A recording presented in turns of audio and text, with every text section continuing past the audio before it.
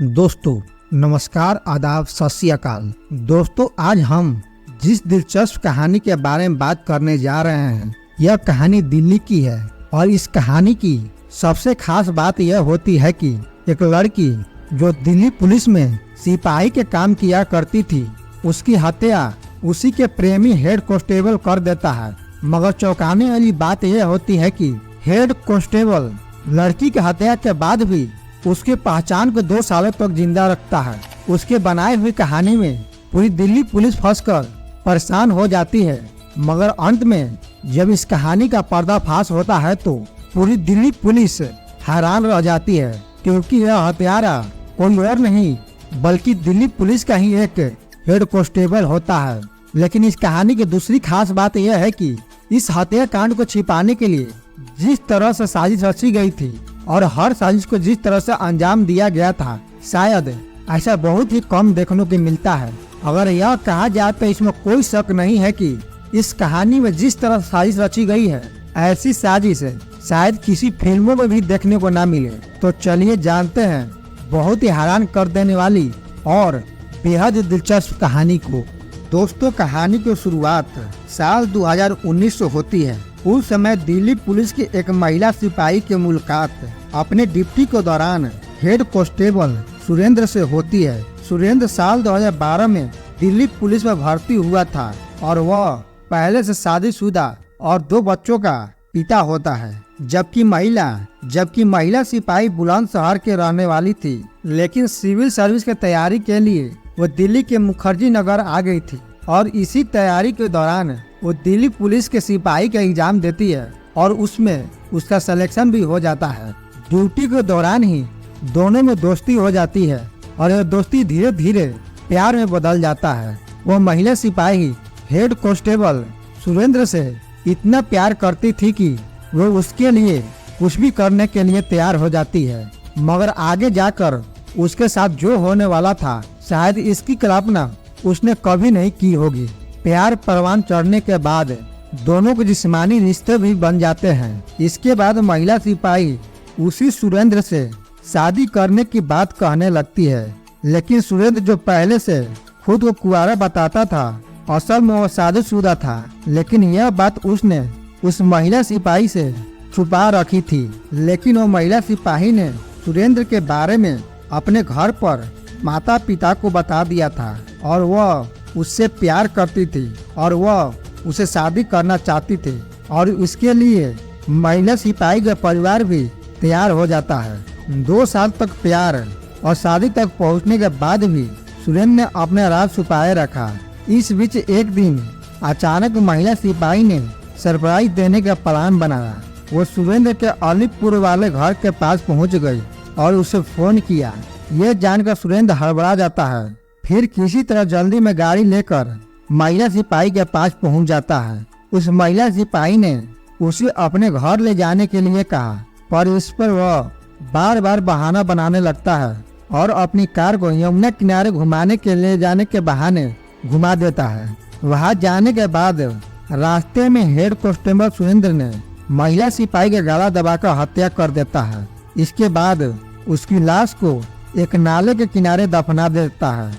अपनी प्रेमिका की हत्या के बाद उसके बैग और फोन को अपने पास ही रख लेता है। इसके बाद 8 सितंबर 2021 को काफी समय से जब महिला सिपाही का फोन उसके घर वालों को नहीं मिला तो उन्होंने मुखर्जी नगर थाने के पुलिस से संपर्क किया। सुरेंद्र भी जानकारी मांगी गई।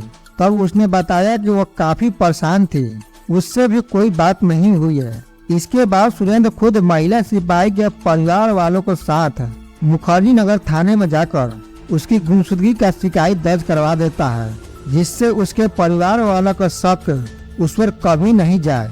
इसके बाद कई बार सीनियर पुलिस अफसरों से मिलकर उसकी पड़ताल का भी गुहार लगाता है। इस बीच हेड कांस्टेबल ने दिल्ली पुलिस और महिला सिपाही के परिवार वालों को चकमा देने के लिए अजीब साजिश रचने लगता है।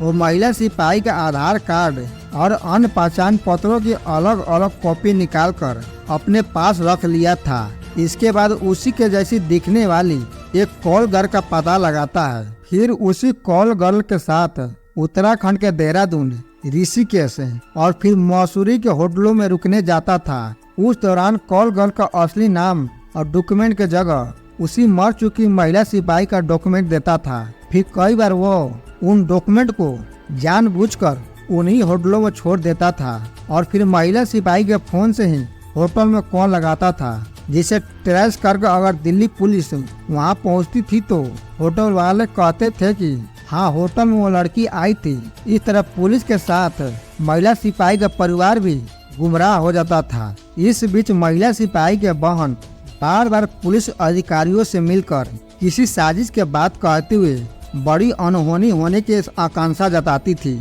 यह देखकर उसी आरोपी सुरेंद्र ने एक और बड़ी साजिश रच देता है। अब की बार उसने ये दिखाने का प्रयास किया कि महिला सिपाही किसी और लड़के से प्यार करती थी और उसी के साथ भाग गई है। इसके लिए उसने अपने एक साले का इस्तेमाल किया, उसे फर्जी सिम कार्ड दिलवाया।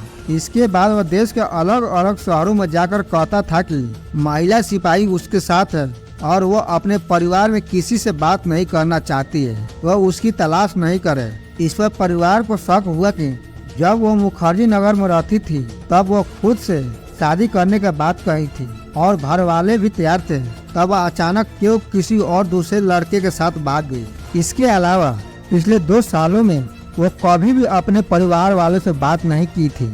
हर बार कोई और फोन पे बात किया करता था। इसके बाद महिला सिपाही के बहन ने फिर से सीनियर अफसरों से मिलकर जांच की मांग की, जिसके बाद दिल्ली क्राइम ब्रांच ने सुरेंद्र के साले तक पहुंच गई। उसका नाम रवीन था। उसे पूछताछ करने पर असली कातिल हेड कांस्टेबल सुरेंद्र का पता चल जाता है, जिसके बाद पुलिस उसे गिरफ्तार कर जेल में डाल देती है। मगर इन सब में सबसे ज्यादा हैरान करने वाली बात यह थी कि यह हेड कांस्टेबल पूरी दिल्ली पुलिस को अपने इन्हीं साजिशों के तहत पूरे 2 सालों तक घुमाता रहता है और उस पर कभी भी किसी का शक नहीं जाता है। वो पुलिस के साथ साथ ही उस महिला सिपाही के परिवार वालों का भी दिल जीत लिया था। लेकिन जब उसकी सच्चाई मालूम चलती है तो पूरा परिवार टूट जाता है, क्योंकि उस परिवार में उस शख्स को पहले ही अपना दामाद मान चुका था। बाकी आप इस तरह के लोगों के बारे में क्या कहना चाहेंगे, कमेंट कर जरूर बताएं। और ऐसे ही दिलचस्प और सस्पेंस से भरी कहानी सुनने के लिए चैनल को लाइक एंड सब्सक्राइब जरूर कर दें। जय हिंद, जय भारत।